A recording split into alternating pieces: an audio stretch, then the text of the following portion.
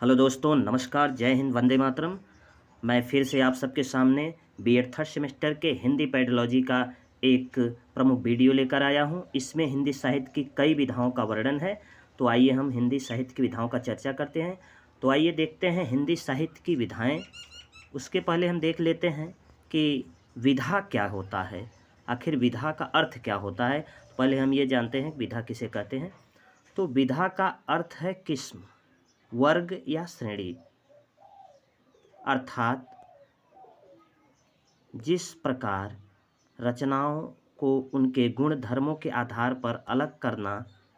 साहित्य में विधा शब्द का प्रयोग एक वर्ग कारक के रूप में किया जाता है। विधाएं अस्पष्ट श्रेणियां हैं, इनकी कोई निश्चित सीमा रेखा नहीं होती। इनकी पहचान समय के साथ कुछ मान्यताओं के आधार पर निर्मित हो की जाती है। तो आपने देखा विधा ज़्यादा कुछ नहीं, विधा का अर्थ होता है किस्म, श्रेणी या विविध प्रकार, मतलब रचनाओं के गुण धर्मों के आधार पर इनको अलग अलग तरीक़ों से बांटा जाता है, अलग अलग तरीक़ों से इनका नाम रखा जाता है। तो विधा का यही अर्थ होता है।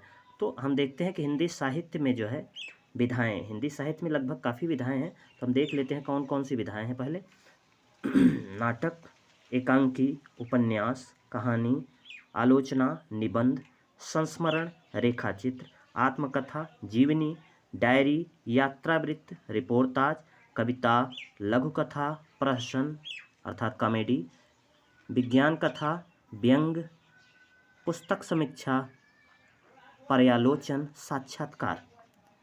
काफ़ी विधाएं हैं, लेकिन हम केवल उन्हीं विधाओं का चर्चा करेंगे जो एग्जाम में आने वाले होंगे। तो आइए हम देखते हैं पहले व्यंग्य विधा को। तो पहले हम व्यंग को देखते हैं। व्यंग का अर्थ, वैसे व्यंग का मतलब आप समझ रहे होंगे, लेकिन इसको जानने के लिए थोड़ा सा इसको पढ़ना होगा। व्यंग क्या है? व्यंग साहित्य की एक विधा है जिसमें उपहास, मजाक और इसी क्रम में आलोचना का प्रभाव रहता है। व्यंग्य क्या है? एक साहित्यिक विधा है। इसमें उपहास करना, किसी का मजाक लेना या आलोचना के क्रम में भी ये यूज किया जाता है। यूरोप में डिवाइन कॉमेडी दांते की लैटिन में लिखी किताब को मध्यकालीन व्यंग का महत्वपूर्ण कार्य माना जाता है, जिसमें तत्कालीन व्यवस्था का मजाक उड़ाया गया था। हिंदी में हरिशंकर परसाई और श्रीलाल शुक्ल इस विधा के प्रमुख हस्ताक्षर हैं। अर्थात व्यंग्य विधा के अगर सर्वप्रमुख कवि को देखा जाए तो जो हरिशंकर परसाई हैं और श्रीलाल शुक्ल, इनकी जो है लेखनी को, इनको लिखी हुई किताबों पुस्तकों को पढ़कर हमें वास्तव में पता चलेगा कि व्यंग्य कैसा होता है। तो हमने आज व्यंग्य जान लिया। अब इसके आगे देखते हैं क्या होता है। इसके बाद है जो है यात्रा वृत्तांत। यात्रा वृत्तांत आप शब्द से ही मालूम पड़ रहा होगा, यात्रा वृत्तांत। तो यात्रा वृत्तांत क्या है, आइए हम जानते हैं। यात्रा और वृत्तांत, यात्रा में जो वृत्तांत, जो बीती हुई घटनाएं होती हैं, ऐसे ही शाब्दिक अर्थ देख सकते हैं, लेकिन हम इसमें देखेंगे क्या लिखा गया है। यह साहित्य की वह विधा है जिसमें लेखक किसी स्थान की यात्रा का वर्णन करता है और यह वर्णन रोचक होता है। वर्णन के दौरान लेखक किसी स्थान के इतिहास, भूगोल, संस्कृति, अर्थव्यवस्था आदि के पाठक को परिचित कराया जाता है। यात्रा वृत्तांत में संस्मरण और रेखाचित्र का मिला जुला रूप देखने को मिलता है। किसी की यायावर मतलब होता है घूमने वाला व्यक्ति के अनुभव के विविधता होती है। यात्रा वृत्तांत में यायावर के अनुभव की व्याख्या नहीं होती है, बल्कि निश्चित दृष्टिकोण से दर्शनीय स्थानों को देखा जाता है। एक यात्री उन समस्त बिंदुओं को उल्लास और ऊर्जा के भाव से देखने का प्रयास करता है जहाँ पर वह यात्रा के दौरान गया होता है। यात्रा वृत्तांत की दो खूबियाँ होती हैं, एक तो सौंदर्य का बोध और दूसरा कौतूहल को जगाए रखना। देश काल के संदर्भ में किसी भी पाठक की जानकारी को बढ़ाना यात्रा वृत्तांत का प्रमुख उद्देश्य होता है। तो हमने देखा यात्रा वृत्तांत क्या होता है। यात्रा वृत्तांत में मतलब जो लिखा जाता है, जो यात्रा वृत्तांत, वो कहीं किसी स्थान पर जो लेखक, जो लिखने वाला राइटर होगा, वो कहीं गया होगा और वहाँ की भौगोलिक, ऐतिहासिक, सांस्कृतिक स्थिति को जो उसने दृष्टिगत जो देखा होगा, उसको संस्मरण और रेखाचित्र के माध्यम से जो लिखता है, उसे यात्रा वृत्तांत कहते हैं। यात्रा वृत्तांत के लिए एक फेमस राइटर हैं जिनका नाम है राहुल सांकृत्यायन। वो जो है यात्रा वृत्तांत के लिए बहुत ही फेमस है। आगे देखते हैं क्या है जीवनी की परिभाषा। तो आइए हम देखते हैं जीवनी क्या है। जीवनी की परिभाषा, एक जीवनी जिसे बायो भी कहा जाता है। हम लोगों ने विज्ञान में देखा है कि जीवनी को बायो भी कहा जाता है। किसी व्यक्ति द्वारा लिखित या किसी अन्य व्यक्ति के विषय का एक विस्तृत विवरण। जीवनी क्या है? जीवनी किसी व्यक्ति द्वारा लिखित या किसी अन्य व्यक्ति के जीवन का एक विस्तृत विवरण है। किसी अन्य व्यक्ति के द्वारा किसी के जीवन पर लिखी गई बातें उसकी जीवनी कहलाती हैं, जिसमें क्या होता है, यह संबंधित व्यक्ति के जन्म स्थान, शैक्षणिक पृष्ठभूमि, कार्य संबंध, निधन के बारे में विस्तृत जानकारी देता है। यह जीवन के बारे में विषय के अंतरंग विवरण प्रस्तुत करता है, उतार चढ़ाव पर ध्यान केंद्रित करता है और उसके पूरे व्यक्तित्व का विश्लेषण करता है। तो हमने देखा कि इसमें ज़्यादा कुछ नहीं है। वो जो जीवनी होती है उसमें उस व्यक्ति जिसके बारे में लिखा जाता है, उस व्यक्ति के जन्म स्थान, उसकी शैक्षिक पृष्ठभूमि, वह कहाँ कार्य किया, उसके बाद उस अपने जीवन में कैसे आगे बढ़ा, हाँ, ये सब उतार चढ़ाव, इस सब को ध्यान में रखते हुए इसके व्यक्तित्व का थोड़ा सा विश्लेषण भी किया जाता है। इसी को जीवनी कहते हैं। आगे देखते हैं आत्मकथा। आत्मकथा किसे कहते हैं? आत्मकथा मतलब स्वयं की कथा। आत्मकथा को अंग्रेजी में ऑटोग्राफी कहते हैं। अंग्रेजी में ऑटोबायोग्राफी कहते हैं, इसमें ऑटोग्राफी लिखा है। तो आत्मकथा को अंग्रेजी में ऑटोबायोग्राफी कहते हैं। यह एक ऐसी गद्य रचना है जिसमें लेखक अपने अर्थात स्वयं के गुण दोषों का वर्णन करता है। आत्मकथा कथात्मक शैली में लिखी जाती है। मानव जीवन में अटूट आस्था का होना आत्मकथा का प्रमुख तत्व है। देश काल और वातावरण का सही ज्ञान आत्मकथा में आवश्यक है। इस विधा में लेखक के कई अज्ञात व गोपनीय पहलू प्रकट होते हैं। इसमें घटनाओं के बदले व्यक्तित्व प्रकाशन पर बल दिया जाता है। तो इसमें आपने देखा कि जो आत्मकथा होता है वह स्वयं की जीवनी के बारे में स्वयं के द्वारा लिखा गया एक लेखन होता है, जिसे आत्मकथा कहा जाता है। आत्मकथा कथात्मक शैली में लिखी जाती है। जो लिखी जाती है ये कहानी टाइप से लिखा जाता है और ये मानव जीवन में अटूट आस्था होना आत्मकथा का प्रमुख तत्व है। ये दर्शाता है कि जो मानव जीवन में अटूट आस्था, जिस व्यक्ति को अपनी मानव जीवन से अटूट आस्था है, वो आत्मकथा लिखता है। उस पता चलता है कि उसे जो है मानव जीवन से अटूट प्रेम और लगाव था। आगे देखते हैं क्या है। अगला है रिपोर्ताज। अब हम देखेंगे रिपोर्ताज किसे कहते हैं। रिपोर्ताज फ्रांसीसी भाषा का शब्द है।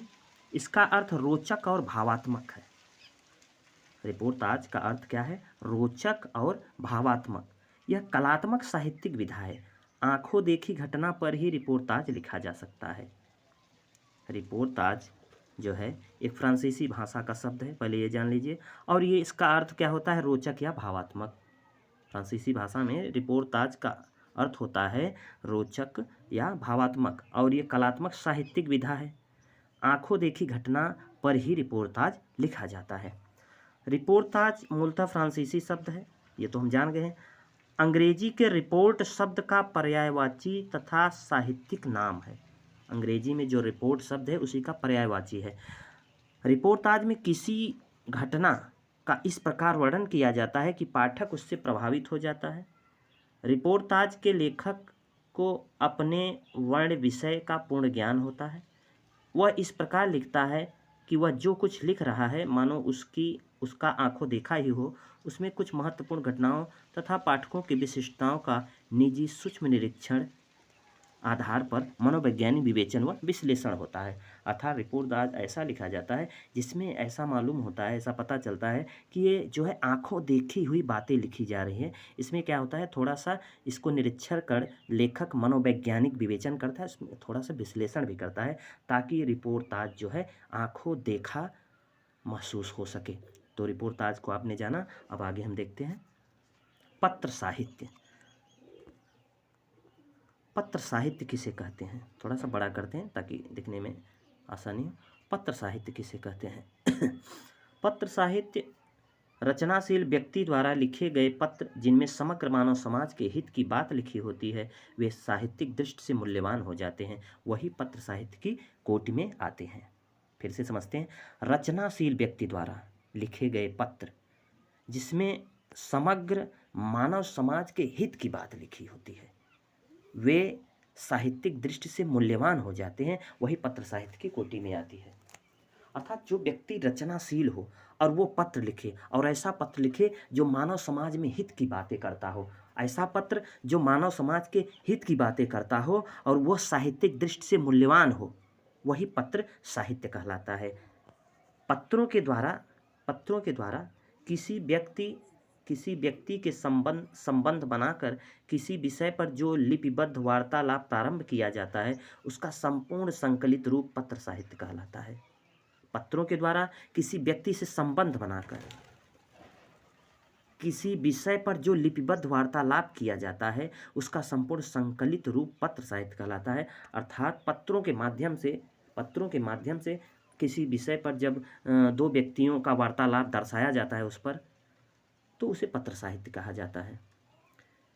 इसमें लेखक किसी व्यक्ति को पत्र लिखकर किसी विषय पर उसके विचारों को जानना चाहता है, उसका उत्तर प्राप्त होने पर वह उस उत्तर का विश्लेषण करता है और फिर पत्र लिखकर विभिन्न उत्पन्न शंकाओं का समाधान चाहता है। इस प्रकार एक बहस चल पड़ती है। इस बहस का रूप पत्रों में लिपिबद्ध होता जाता है और जब यह बहस पूर्ण हो जाती है तो दोनों ओर के पत्र के उस संकलन को पत्र साहित्य कहा जाता है। अर्थात लेखक जब पत्रों के माध्यम से दो लोगों के बीच में वार्तालाप को पत्रों के माध्यम से दर्शाता है और फिर उसी माध्यम से वह जो वार्तालाप होता है समाप्त हो जाता है तो उसे पत्र साहित्य कहा जाता है।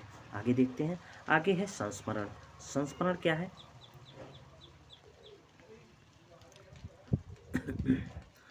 संस्मरण की परिभाषा। संस्मरण में लेखक अपने अनुभव की वस्तु, व्यक्ति अथवा घटना का विवरण अपनी स्मृति के आधार पर प्रस्तुत करता है, उसे संस्मरण कहते हैं। संस्मरण क्या होता है? लेखक अपनी अनुभव की वस्तु, व्यक्ति अथवा घटना का विवरण अपनी स्मृति के आधार पर करता है, उसे संस्मरण करते हैं। जो लेखक होता है वो याद करके, अनुभव करके किसी घटना को या कहीं गया है तो वो जो बातें याद करता है, अपनी याद की हुई बातें, स्मृति में जो उसके घटनाएं हैं, जो कहानियां हैं, वो याद करके जब लिखता है तो उसे संस्मरण करते हैं। संस्मरण का अर्थ होता है सम्यक स्मरण। अर्थात संस्मरण में लेखक स्वयं अनुभव की हुई वस्तु, व्यक्ति तथा घटना का आत्मीयता एवं कलात्मकता के साथ विवरण प्रस्तुत करता है। इसका संबंध प्रायः महापुरुषों से होता है। इसमें लेखक अपनी अपेक्षा उस व्यक्ति को अधिक महत्व देता है जिसका वह संस्मरण लिखता है। इसमें किसी विशिष्ट व्यक्ति का स्वरूप, आकार, प्रकार, रूप, रंग, स्वभाव, भाव, भंगिमा, व्यवहार, जीवन के प्रति दृष्टिकोण और अन्य व्यक्तियों के साथ संबंध, बातचीत आदि सभी बातों का विश्वसनीय रूप से आत्मीयता के साथ वर्णन होता है। रेखा चित्र में किसी के चरित्र का कलात्मक चित्र प्रस्तुत किया जाता है, किंतु संस्मरण में किसी के चरित्र का यथातथ्य रूप प्रदर्शित किया जाता है।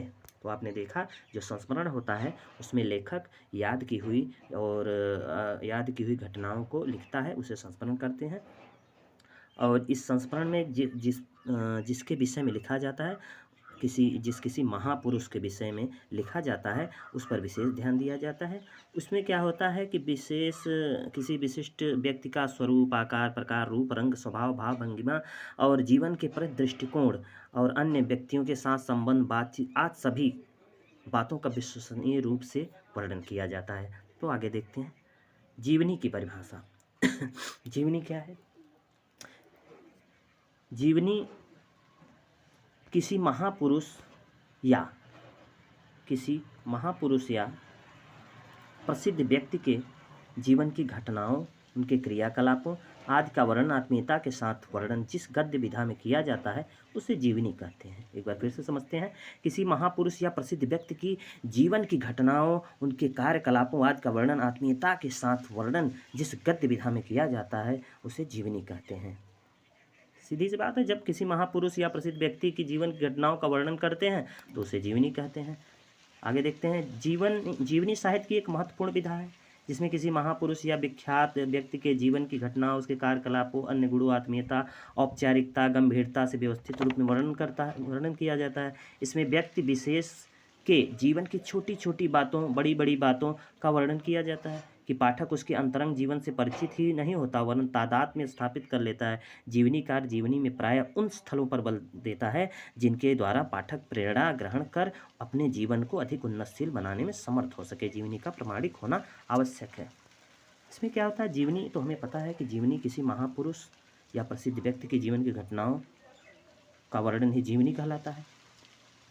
लेकिन उस जो महापुरुष है, उसकी जीवनी की अच्छी अच्छी बातों को, छोटी बातें, बड़ी बातों जो उसके जीवन में घटी हैं, उस व्यक्ति द्वारा जो अच्छे कार्य किए गए हैं, उन सबको लिखा जाता है ताकि पढ़ने वाला जो पाठक हो वो मोटिवेट हो, उसको पढ़कर अपने जीवन में आने वाले समस्याओं को हल कर सके और कुछ अच्छी बातें जान सके।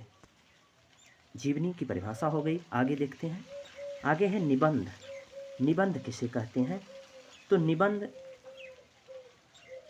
निबंध हम सब बहुत बार पढ़े हैं। निबंध किसे कहते हैं?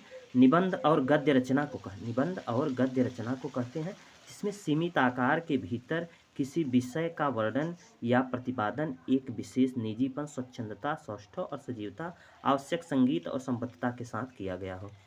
तो आपने देखा निबंध क्या होता है, ये गद्य रचना है। ठीक है, निबंध एक गद्य रचना है जिसका सीमित आकार होता है। ये किसी विषय पर बहुत ही स्वच्छंदता और सजीवता के साथ लिखा गया होता है। निबंध एक गद्य रचना है जो किसी विषय पर किसी विषय पर लिखा जाता है, लेकिन वो विषय कैसा होना चाहिए? निजीपन, स्वच्छंद, सजीव होना चाहिए। निबंध के कई प्रकार हैं। निबंध के 4 प्रकार हैं: कथात्मक, वर्णनात्मक, विचारात्मक, भावात्मक। कथात्मक निबंधों में काल्पनिक, वृत्तीय, आत्मचरित्रात्मक एवं पौराणिक आख्यानों का प्रयोग किया जाता है। जो कथात्मक निबंध होता है उसमें थोड़ा सा काल्पनिक बातें जिसका चित्रण किया जाता है, कुछ पौराणिक बातों का चित्रण किया जाता है। वर्णनात्मक जो निबंध होता है, इसमें निबंधों में प्रकृति या मनुष्य जीवन की घटनाओं का वर्णन होता है। वर्णनात्मक में प्रकृति या मनुष्य की जीवन की घटनाओं का वर्णन होता है। अगला है विचारात्मक। विचारात्मक में अपने विचारों का सुसंबद्धता से व्यक्त किया। जो विचारात्मक निबंध होता है उसमें स्वयं के विचार का वर्णन किया जाता है। अगला है भावात्मक। भावात्मक निबंधों में लेखक के हृदय से निकले भावों का एक वैचारिक सूत्र में नियंत्रित करके लिखा जाता है। लेखक के भाव क्या है, लेखक के मन में कुछ बातें जो उत्पन्न होती है, उन बातों को पूरा भावपूर्ण ढंग से लिखा जाता है, उसे भावात्मक निबंध कहते हैं।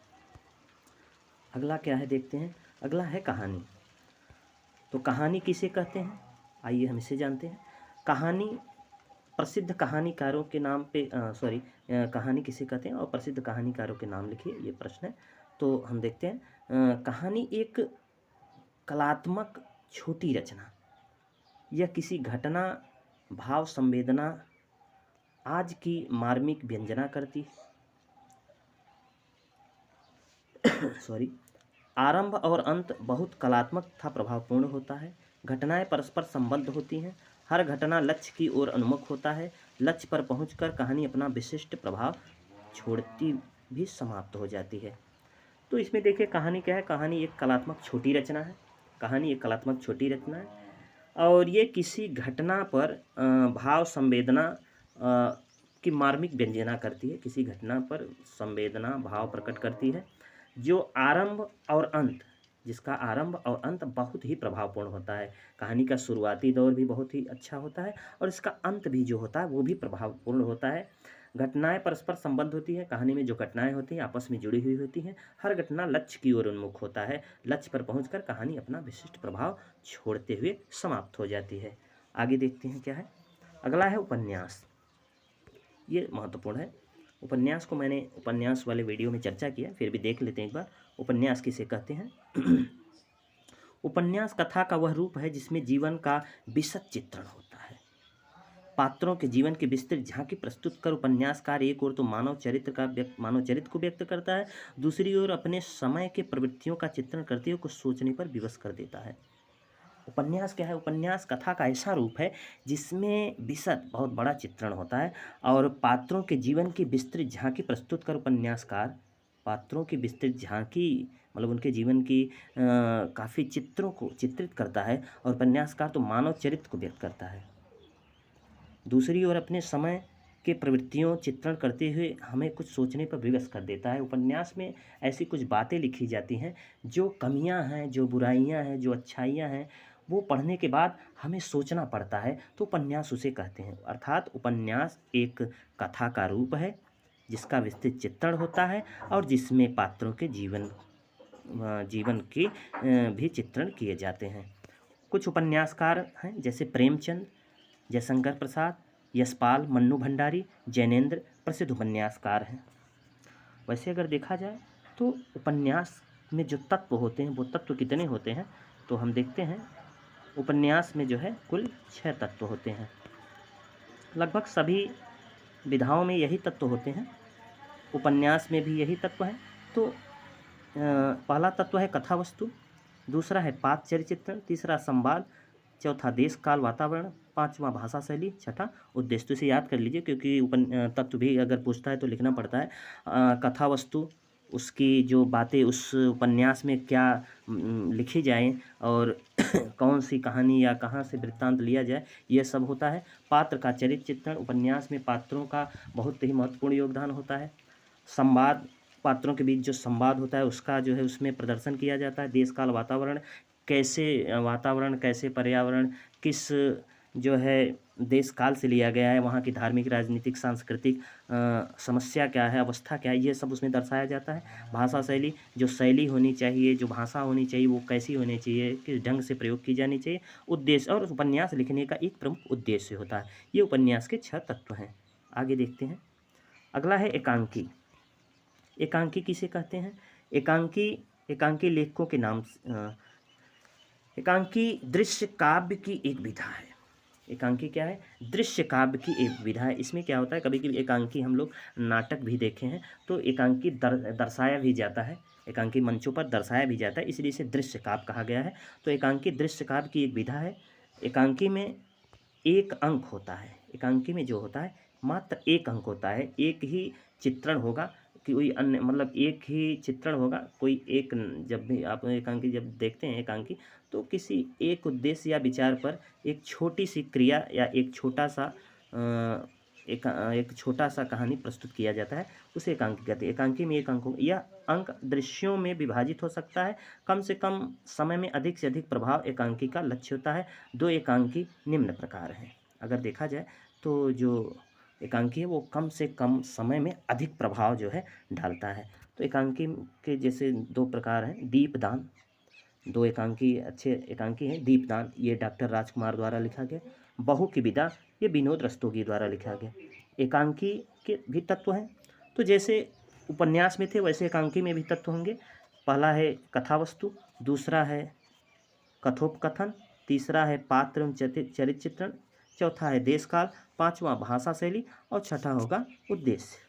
और इसमें 7वां भी है, क्योंकि रंगमंचीयता भी होता है। जब रंगमंच पर होता है तो इसे रंगमंचीयता भी होता है।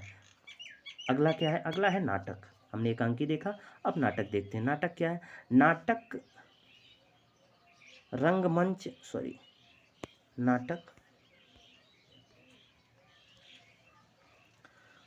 रंगमंच पर प्रस्तुत करने के लिए किसी कथा को जब केवल पात्रों के माध्यम से प्रस्तुत किया जाता है तो वह रचना नाटक कहलाती है। नाटक में अभिनय का विशेष महत्व होता है। नाटक क्या है? ये जब रंगमंच प्रस्तुत किया जाता है तो किसी कथा या किसी कहानी को जब केवल पात्रों के माध्यम से प्रस्तुत किया जाता है, केवल पात्र ही इस रंगमंच पर अपनी नाटक को प्रस्तुत करते हैं, तो वह रचना नाटक कहलाती है। जब केवल पात्रों के माध्यम से कोई कथा प्रस्तुत की जाए, रंगमंच पर कोई कथा प्रस्तुत की जाए, तो वह रचना नाटक कहलाती है। नाटक में अभिनय का विशेष महत्व होता है। नाटक में जो अभिनय होता है, जो पात्र अभिनय करते हैं, जो अपनी क्रिया को दर्शाते हैं, उनका विशेष महत्व होता है। इसमें भी 6 तत्व हैं। इसमें भी वही तत्व हैं: कथावस्तु, पात्र, कथोपकथन, देश काल, उद्देश्य, रंगमंचीयता। तो इसे याद कर लीजिए आप सब: कथावस्तु, पात्र, कथोपकथन, देश काल, उद्देश्य, रंगमंचीयता। अगला क्या है?